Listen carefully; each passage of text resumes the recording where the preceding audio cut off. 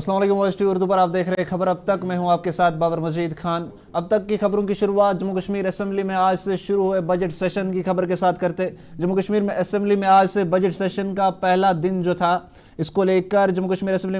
L G Manoj Sinha کی طرف سے آج سیشن کی شروعات میں اسمبلی کو ایڈریس کیا گیا. ایل جی نے اپنے خطاب کے دوران جموں کشمیر سے جڑے کئی اہم مسئلوں کو لے کر بات کی، جس میں انہوں نے جموں کشمیر کی اسٹیٹ ہوڈ کا مسئلہ اٹھا کر اس پر بھی بات کی. جموں کشمیر کی اسٹیٹ ہوڈ کا لے کر بات کرتے ہوئے ایل جی منوج سنہا نے کہا کہ جموں کشمیر کو اسٹیٹ ہوڈ کا درجہ دینے کے لیے بھارتی سرکار جو ہے وہ اپنے وعدے پر قائم ہے. انہوں نے کہا کہ جموں کشمیر کو اسٹیٹ ہوڈ کا درجہ بھی دیا جائے گا، اور ساتھ ہی ساتھ انہوں نے اس دوران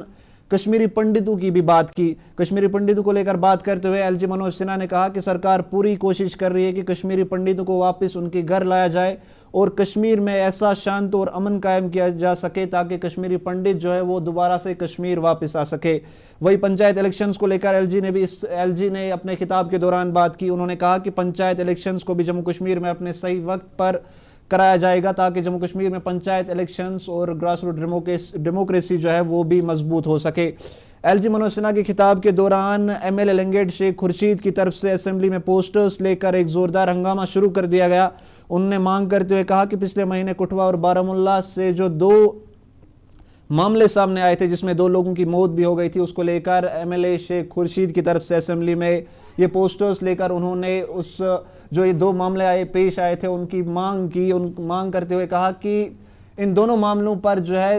تحقیقات جو ہے ہونی چاہیے، جانچ اچھے سے ہونی چاہیے. شیخ خورشید نے ان دونوں معاملوں کی جانچ کی مانگ کرتے ہوئے اس کے ساتھ ساتھ انہوں نے 370 اور 35A کی واپسی کی بھی مانگ کی. اس کے علاوہ انہوں نے پولیٹیکل پریزنرز جو جموں کشمیر کے پولیٹیکل پریزنرز ہیں ان کی رہائی کی بھی مانگ کی، اور ساتھ ہی ساتھ جموں کشمیر میں جو PSA اور UAPA جیسے قانون ہیں ان کے خلاف بھی شیخ خورشید نے اس دوران اپنا جو دھرنا ہے وہ ریکارڈ کیا. وہی ایل جی منوج سنہا کی طرف سے جموں کشمیر کو دوبارہ سے اسٹیٹ ہوڈ دینے کی مانگ کو لے کر ایل جی نے کہا کہ بھارتی سرکار جو ہے وہ جموں کشمیر کو اپنے وقت پر اسٹیٹ ہوڈ ضرور دے گی. Kashmir has recently passed a unanimous resolution calling for the immediate restoration of statehood. This resolution reflects the collective will of the elected representatives, echoing the aspirations of the people for the reinstatement of full democratic governance. My government will make all efforts for restoration of full statehood and constitutional guarantees available to the state. It would be befitting the reciprocation of the faith reposed by the people of Jammu and Kashmir in our democratic institutions. In the meantime, I urge all stakeholders to work together as one team and extend full support to my government in fulfilling the hopes and aspirations of the people. My government is fully committed to implementing the promises made to the people for further political empowerment and for creating an enabling environment for employment, sustainable development, social inclusiveness, and expansion of the economy for enhancing the overall quality of life. It will work relentlessly on the 3 principles of economy, ecology, and equity that will shape our future. We commit ourselves to this balance for a better and brighter future for all. Jammu and Kashmir is growing at an annual growth rate of about 7%. My government is committed to give push to this trajectory of growth and create more avenues of employment through policy interventions and infrastructure development. Budget session کے پہلے دن کے موقع پر C M Omar Abdullah نے بھی assembly کے باہر media سے بات کی. NC BJP الائنس کو لے کر بات کرتے ہوئے سی ایم نے کہا کہ یہ ایک بے بنیاد بات ہے. انہوں نے کہا کہ NC کو کوئی بھی ضرورت نہیں ہے کہ وہ BJP کے نزدیک جائے اور ان سے الائنس کرے. سی ایم نے کہا کہ ہماری سوچ اور BJP کی سوچ میں کافی فرق ہے اور کہیں پر بھی یہ نہیں لگتا کہ BJP اور NC کے بیچ کوئی بھی الائنس ہونے کی کوئی گنجائش ہے.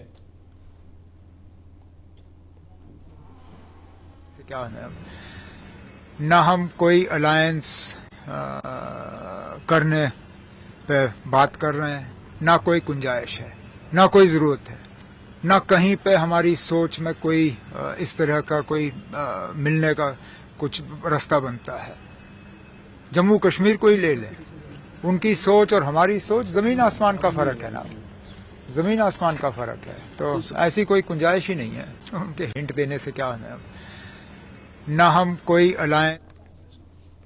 PDP प्रेसिडेंट महबूबा मुफ्ती की तरफ से भी आज श्रीनगर में बजट सेशन को लेकर एक प्रेस कॉन्फ्रेंस करके कई दूसरे अहम मुद्दों को लेकर भी बात की गई। महबूबा ने कहा कि आज जो बजट सेशन की शुरुआत की गई और जो LG मनोज सिन्हा की तरफ से असेंबली को खिताब किया गया, उसमें हम उम्मीद करते कि LG जम्मू कश्मीर के लोगों से जुड़े मसले को उठाएंगे और उन पर बात करेंगे, लेकिन वैसा बदकिस्मती के साथ कुछ भी नहीं देखने को मिला। महबूबा ने LG की स्पीच को होम मिनिस्टर की स्पीच से जोड़ते हुए कहा कि जो 5 अगस्त 2019 को जम्मू कश्मीर से छीना गया था और जो उस वक्त होम मिनिस्टर अमित शाह की तरफ से पार्लियामेंट में स्पीच दी गई थी, वैसी एक स्पीच आज LG मनोज सिन्हा की तरफ से भी असेंबली में दी गई। वही NC सरकार पर निशाना साधते हुए महबूबा ने कहा कि NC सरकार भी अब BJP की एक पॉलिसियों की एक्सटेंशन बन चुकी है और अब सब मसलों पर सरकार पूरी तरह से खामोश है। महबूबा ने कहा कि जम्मू कश्मीर का मसला सिर्फ स्टेटहुड तक ही महदूद नहीं है, यहाँ बाकी भी अहम कई मुद्दे हैं जिन पर सरकार को बोलना बहुत ही ज़रूरी है। हाल ही में यहाँ 3-4 महीने पहले कि जहन में विजन होगा कि हमने आने वाले 5 साल में जम्मू कश्मीर को इस मुसीबत से किस तरह निकालना है, उसके बारे में कोई डायरेक्शन की बात होगी। पर अगर आपने भी सुना होगा, मैंने भी सुना, जब 2019 में 5 अगस्त को हमारे जो होम मिनिस्टर हैं अमित शाह जी, उन्होंने जो 370 को 35 को इलीगली अनकॉन्स्टिट्यूशनली खत्म करके पार्लियामेंट में जो तकरीर की थी, और उसके बाद जितने भी यहाँ LG आए तो उनकी तकरीरें, चाहे 26 जनवरी हो, चाहे कोई फंक्शन हो, चाहे अभी जो हमारे प्रेजेंट LG हैं, इनकी तकरीरों को अगर आप देखेंगे तो मुझे लगता है इस गवर्नर एड्रेस में और उन तकरीरों में कोई फर्क नहीं। पहले डे 1 जिस दिन ये जम्मू कश्मीर के साथ ये मामला किया गया, उसको मैं कांड कहती हूँ, डाका डाला गया, उसी दिन से होम मिनिस्टर साहब ने उस वक्त floor of the house statehood की बात की। और उसके बाद जितने भी LG आए, जितने भी बाहर से जो भी हमारे मिनिस्टर्स आते हैं, कोई आते हैं, तो वो उसी बात को दोहराते हैं कि भाई स्टेटहुड मिलेगा। पर मेरा ये मानना है जम्मू कश्मीर के लोगों के जो मामलात हैं, जो मुश्किलात हैं, वो स्टेटहुड तक महदूद नहीं है। और अनफॉर्चुनेटली ऐसा लगता है जो BJP का जो एजेंडा है, जो उनकी पॉलिसी है जम्मू कश्मीर को लेके,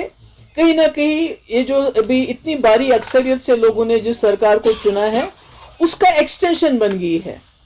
जो अभी तक हम कहते थे, चिल्लाते थे, ये इलीगल है,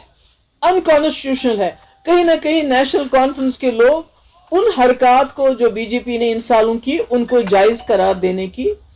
उसमें दौड़ में लगे हुए हैं। BJP का जो एजेंडा है, जो उनकी पॉलिसी है जम्मू कश्मीर को लेके, कहीं ना कहीं ये जो अभी इतनी भारी अक्सरियत से लोगों ने जिस सरकार को चुना है, उसका एक्सटेंशन बन गई है। जो अभी तक हम कहते थे, चिल्लाते थे, ये इलीगल है, अनकॉन्स्टिट्यूशनल है, कहीं ना कहीं नेशनल कॉन्फ्रेंस के लोग उन हरकत को जो BJP ने इन सालों की, उनको जायज करार देने की उसमें दौड़ में लगे हुए हैं। और जितना भी हमारा डिसएम्पावरमेंट हो गया 2019 के बाद, डिसपोजिशन हो गया है, उसको एड्रेस करने की कोई बात नहीं है कहीं पर भी। और अनफॉर्चुनेटली हमारे चीफ मिनिस्टर साहब कहते हैं कि मैं जी केजरीवाल नहीं बनना चाहता हूँ। आपको कोई केजरीवाल बनने के लिए नहीं कह रहे हैं, मगर खुदारा अपने लोगों की इज्जत नफ्स, उनके हुकूक के लिए तो खड़े हो जाइए। ये मतलब चीफ मिनिस्टर बनना तो ठीक है, मिनिस्टर बनाना तो ठीक है, मगर इसका मकसद क्या है? आपको लोगों ने वोट किस लिए दिए हैं? इसलिए दिए थे कि जो पिछले 2019 से यहाँ पर जो एक माहौल बना है, जो हमें बेइख्तियार किया जाता है, जो हमारी प्रॉपर्टी, हमारी जो मिनरल से, हमारे जॉब से, हमारी नौकरियों से, हर चीज से हमें आहिस्ता आहिस्ता बेदखल किया जाता है। तो लोगों ने इसलिए चुना था कि आप उसका इलाज करेंगे। गवर्नर एड्रेस में तो उस रेजोल्यूशन जो नेशनल कॉन्फ्रेंस क्लेम करती है, दावा करती है कि हमने जी 370 पर रेजोल्यूशन लाया, हालांकि उसमें उस 370 का कहीं जिक्र नहीं था। गवर्नर एड्रेस में उसकी भी जुर्रत नहीं की है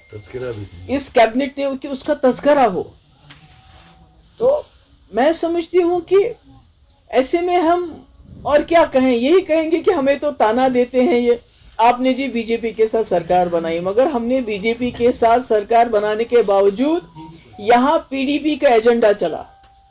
जो एजेंडा ऑफ अलायंस बना वो भी पीडीपी का एजेंडा था। जो हमने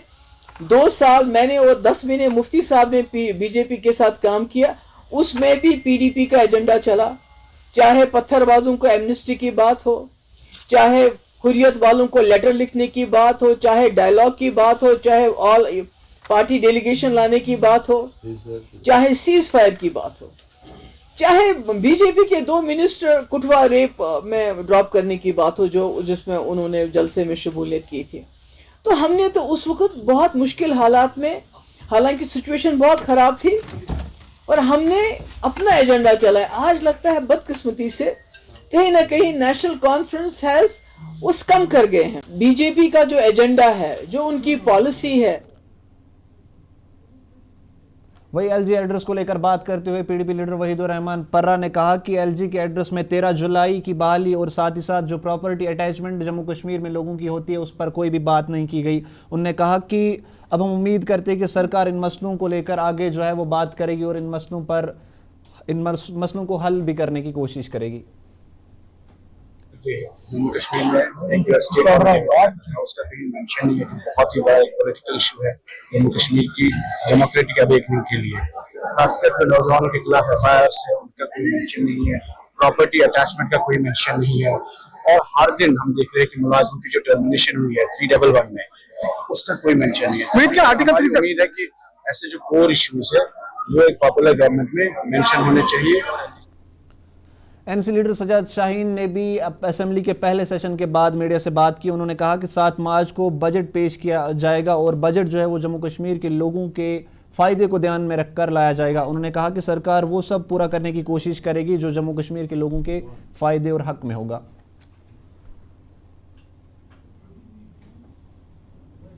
पेश होगा और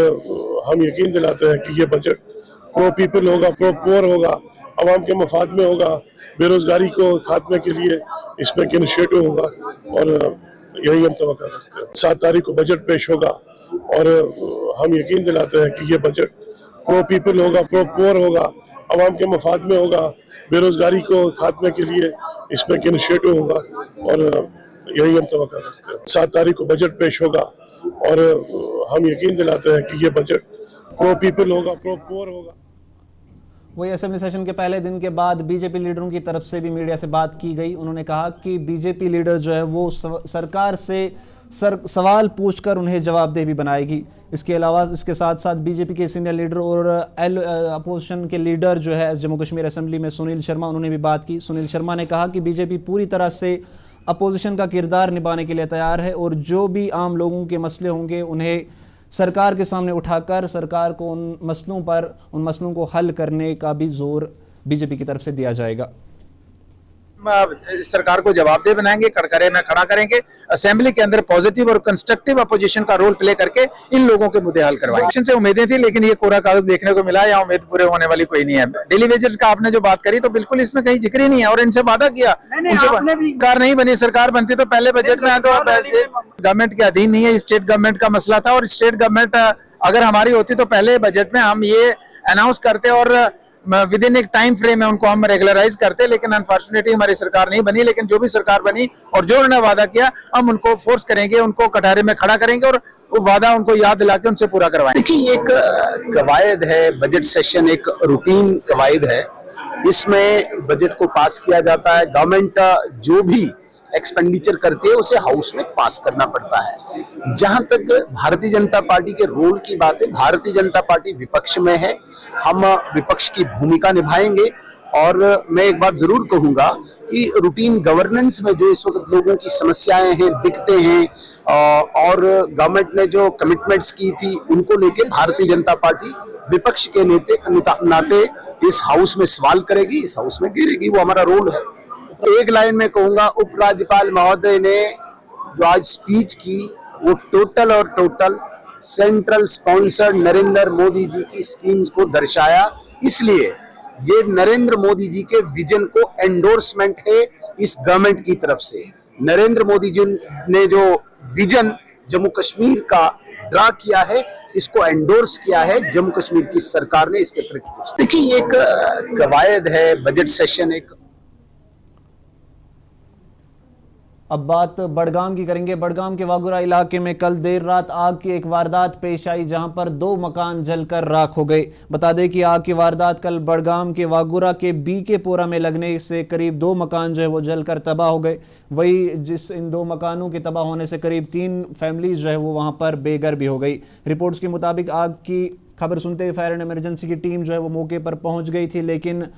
تب تک جو ہے آگ نے پوری طرح سے ان دونوں مکانوں کو آگ میں لپیٹ لیا تھا اور دونوں مکان جو ہے کافی زیادہ نقصان ان دونوں مکانوں کو دیکھنے کو ملا، جس میں یہ دونوں مکان جو ہے یہ تباہ ہو گئے۔ اب ان لوگوں کی مانگ ہے کہ آگ سے ہوئی اس واردات میں انہیں نقصان ہوا، اس کے بدلے اب سرکار کی طرف سے انہیں کچھ معاوضہ بھی دیا جائے تاکہ انہیں کسی حد تک راحت مل سکے۔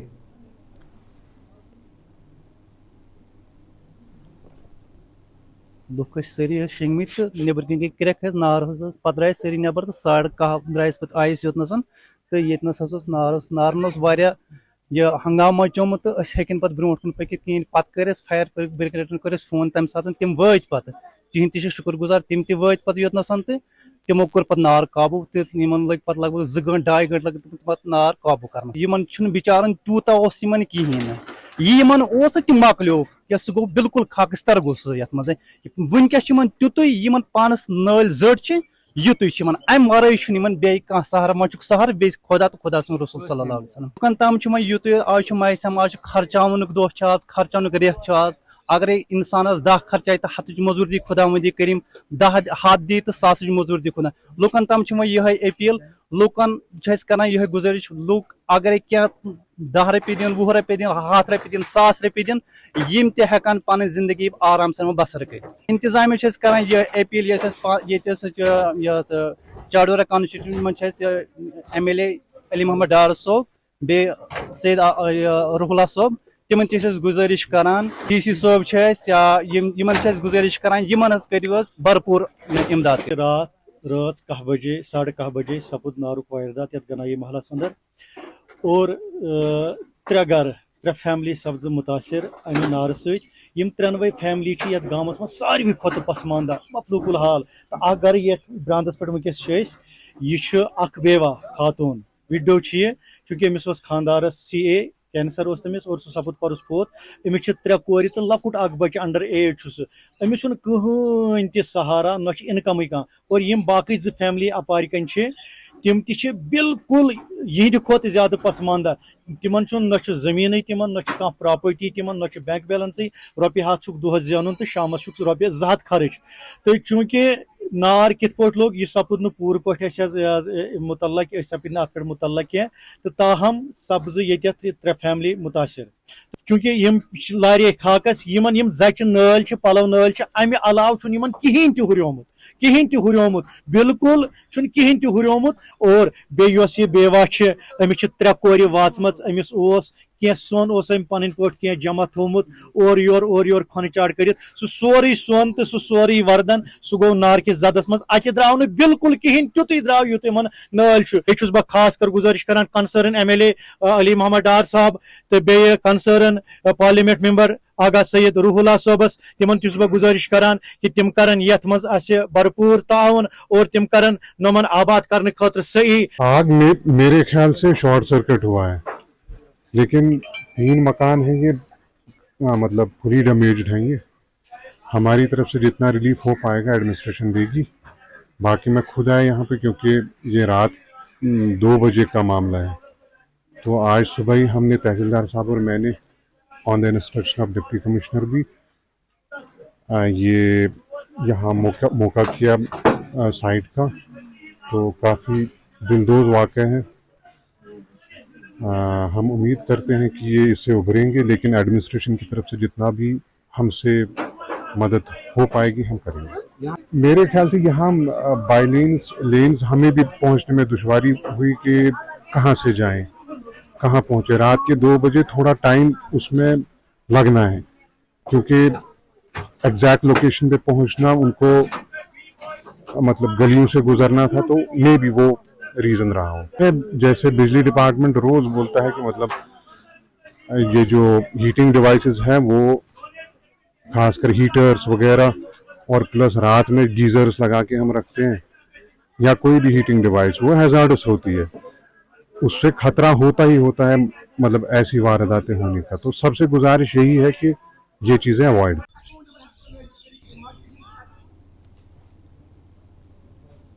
तो बड़गाम के वागुरा इलाके में आग की एक वारदात में जहां पर 2 घर जलकर तबाह हो गए थे, अब इन लोगों की मांग है कि सरकार की तरफ से इन्हें कुछ मुआवजा दिया जाए ताकि इन्हें भी थोड़ी सी राहत मिले। फिलहाल खबर अब तक इतना ही, मुझे दीजिए इजाज़त। आप देखते रहिए वॉइस टीवी उर्दू।